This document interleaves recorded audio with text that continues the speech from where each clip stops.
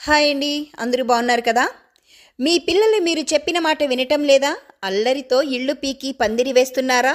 మీరు గద్దించి చెప్పినా కోపగించి చెప్పినా వారికి అర్థం కావటం లేదా? సిచ్యువేషన్ బట్టి కొట్టినా అప్పటి వరకే, ఆ తర్వాత మళ్ళీ మామూలే అంటారా? అవునండి, ఎంతైనా వాళ్ళు పిల్లలు కదా. ఎందాక కొట్టి దారిలో పెడతామో చెప్పండి. అలాగని వదిలేయలేము.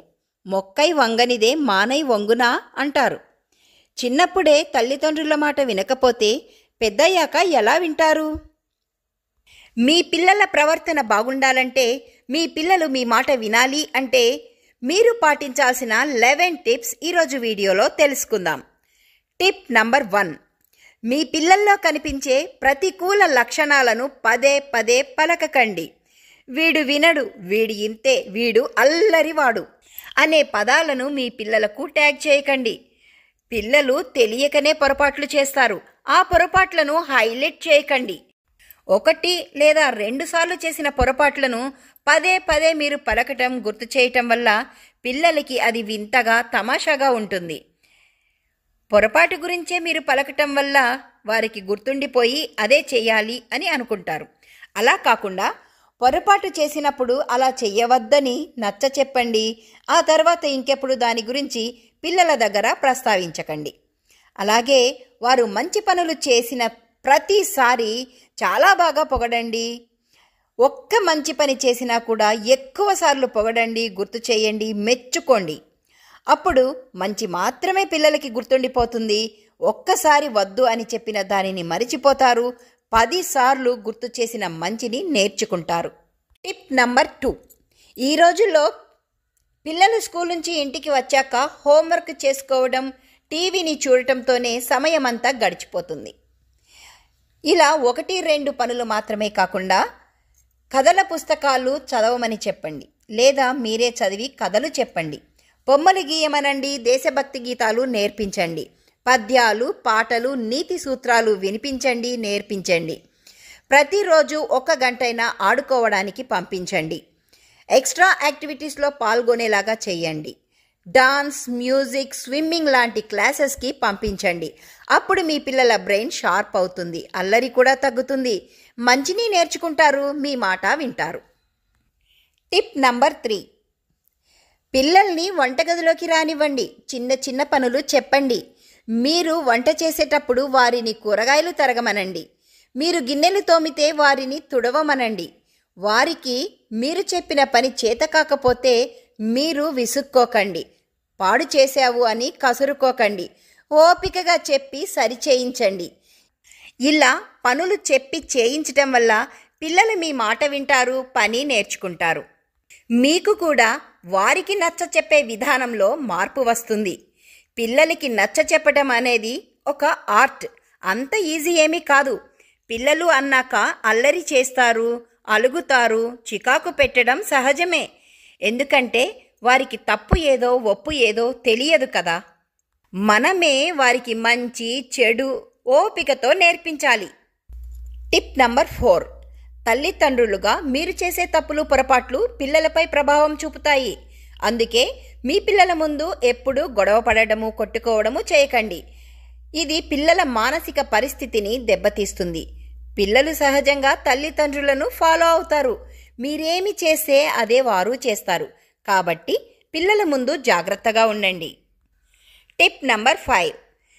మీ పిల్లల్ని అతి గారాబం చేయకండి, మరీ ముద్దాడకండి. అలాగని వారి పట్ల కఠినంగా ఉండకండి. మరీ ప్రేమను ప్రదర్శించకండి. అల్లరి చేస్తే చెయ్యకూడదని చెప్పండి. దానివల్ల వచ్చే నష్టం అర్థమయ్యేలాగా వివరించి చెప్పండి. అల్లరి చేస్తున్నాడు కదా అని మరీ కఠినంగా బెదిరిస్తే వారి సున్నితమైన మనస్సు గాయపడుతుంది. మీకు అంత కోపం ఎందుకు వచ్చిందో వారికి అర్థం కాదు. పిల్లలపై తల్లిదండ్రులకు ప్రేమ ఎంతో ఉంటుంది. అలాగని వారు తప్పులు చేసినా పోనీలే అని వదిలేస్తే వారు చేసేది తప్పు అని వారు తెలుసుకోలేక అదే కరెక్ట్ అనుకునే ప్రమాదం ఉంది. కాబట్టి పిల్లల్ని జాగ్రత్తగా హ్యాండిల్ చేసి మంచి వైపుకు నడిపించండి. Tip number 6. కొంతమంది పిల్లలు ప్రతిదానికి ఏడుస్తారు, ప్రతిదానికి తెలీదు అంటారు. మానసికంగా స్ట్రాంగ్గా ఉండేలాగా పెంచండి. వారి వయసుకు తగ్గ బాధ్యతలు వారికి తెలిసేలాగా పెంచండి. మొదటి నుంచి 5 సంవత్సరాల లోపు పిల్లల్ని అతి గారాబంగా పెంచినా పర్వాలేదు, గుండెలపైన తొక్కించుకున్నా పర్వాలేదు, హుషారుగా ఉండేలాగా చూడండి. 5 నుంచి 15 సంవత్సరాలు వచ్చే వరకు మీరు ఏం చెప్పితే అదే వినేలాగా చేసుకోండి. అవసరమైతే బెత్తాన్ని ఉపయోగించండి. వారిని మీ కంట్రోల్లో పెట్టుకోండి. 16 సంవత్సరాలు వచ్చేసరికి మీ పిల్లలకు మీరు మంచి ఫ్రెండ్గా మారిపోండి. Tip number 7. పిల్లలు యుక్త వయసు వచ్చాక వారిలో చాలా మార్పులు వస్తూ ఉంటాయి. తల్లిదండ్రులు సహజంగా తమ పిల్లలు ప్రయోజకులు అవ్వాలని, వారి కెరియర్లో బాగుండాలని, విజయాలు సాధించాలని కోరుకుంటారు. ఆ రకంగా ప్రోత్సహిస్తారు. పిల్లలపై ఈ వయసులో స్నేహితుల ప్రభావం చాలా ఎక్కువగా ఉంటుంది. వారు ప్రయోజకులు అవ్వాలన్నా, పతనం అవ్వాలన్నా వారు ఎన్నుకునే స్నేహితులపై కొంత ఆధారపడి ఉంటుంది. ఈ వయసులో మీ పిల్లలను మీరు ఎంతో జాగ్రత్తగా చూసుకోవాల్సి ఉంటుంది. మీరు ఒక ఫ్రెండ్గా ఉండినట్లయితే మీతో అన్ని విషయాలు షేర్ చేసుకోగలుగుతారు. అలా షేర్ చేసుకున్నప్పుడు మీరు వారికి ఏది మంచి ఏది చెడు అని చెప్పి మంచి మార్గంలో నడిపే అవకాశం ఉంటుంది. అలా కాకుండా మీకు కోపగించుకునే మనస్తత్వం ఉంది అని పిల్లలకి అర్థమైతే చాలా విషయాలు మీ దగ్గర దాచేస్తారు. వారు తీసుకునే నిర్ణయాలలో ఏది ఒప్పు ఏది తప్పు అనేది వారికి తెలియదు కాబట్టి ఇబ్బందులు పడాల్సి వస్తుంది. Tip number 8. వ్యక్తిగత పనులు చేసుకోవడం నేర్పించండి. వ్యక్తిగత శుభ్రత పాటించడం నేర్పించండి. మంచి స్నేహితులను ఎన్నుకోవటం నేర్పించండి. సొంతంగా బ్రతకడం నేర్పించండి. మీరు వారితో కలిసి సమయాన్ని గడపండి. కలిసి తినండి. కలిసి బయటకు వెళ్ళండి. ఎప్పటికప్పుడు వారి అవసరాలను తెలుసుకొని తీర్చండి. ఒకవేళ వారు గనుక తప్పు చేస్తే క్షమాపణలు అడిగేలాగా ఖచ్చితంగా నేర్పించండి. Tip number 9. మీ పిల్లలు పొరపాటు చేస్తే వారిని అవమానించకండి. ఇతరుల ముందు చులకనగా మాట్లాడకండి. వారితో ప్రేమగా ఉండండి. మెల్లిగా మార్చుకోండి. Tip number 10. చిన్నప్పుడు అడిగిందల్లా తెచ్చి ఇవ్వటం అలవాటు చేయకండి. వారికి దాని అవసరం, ఖరీదు, మీ స్తోమత ఖచ్చితంగా అవగాహనకు తీసుకుని రండి. మీ స్తోమతకు మించి ఏదీ ఇవ్వకండి. చిన్నప్పుడు అడిగిందల్లా ఇస్తే పెద్దయ్యాక వారు అడిగినది మీరు ఇవ్వలేకపోవచ్చు. అలా ఇవ్వలేని పరిస్థితిలో వారికి అదే కావాలి అనే పట్టుదల పెరిగిపోతుంది.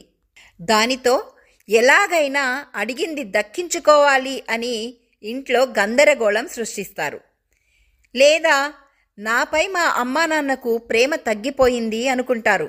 అంతే తప్ప పరిస్థితులను మాత్రం అర్థం చేసుకోలేరు. అందుకే చిన్నప్పటి నుంచి వస్తువు యొక్క విలువ, అవసరము, ఆర్థిక స్తోమత పిల్లలకు అర్థమయ్యేలాగా నచ్చచెప్పండి. Tip number 11. చెడ్డ స్నేహం చెరుపుతుంది. మీ పిల్లలు ఎక్కడికి వెళ్తున్నారు, ఎప్పుడు వస్తున్నారు అనేది మీకు తెలియాలి. మీ పిల్లల స్నేహితులు ఎలాంటి వారో మీకు తెలియాలి. వారు ఎక్కువ సమయం దేనితో గడుపుతున్నారో మీకు తెలియాలి. బయటకు వెళ్తే డ్రగ్స్ తీసుకుంటున్నారా లేదా మందు తాగుతున్నారా మీకు తెలియాలి. పరువు పోతుందని మీ పిల్లల తప్పులను మీరు కప్పిపుచ్చకండి. అలా చేయటం వల్ల మీ పిల్లల్ని మీరు కోల్పోయే పరిస్థితులు కూడా రావచ్చు. పూర్తిగా చెడ్డ స్నేహితుల వల్ల చెడిపోయిన మీ పిల్లల్ని మానసిక నిపుణుల వద్దకు తీసుకుని వెళ్ళండి. లేదా యోగా, సద్గురు క్లాసెస్కి పంపించండి. మెరుగుపడవచ్చు. పిల్లలు దేవుడు ఇచ్చిన వరాలు. తల్లిదండ్రులమైన మనము వారిని ఉన్నతమైన విలువలతో తీర్చిదిద్దాలి. మీకు గనక ఈ వీడియో నచ్చినట్లయితే please do subscribe, like, share, comment. Bell ఐకాన్ని కూడా ప్రెస్ చేయండి. మరో వీడియోతో మళ్ళీ కలుద్దాం. Have a nice day.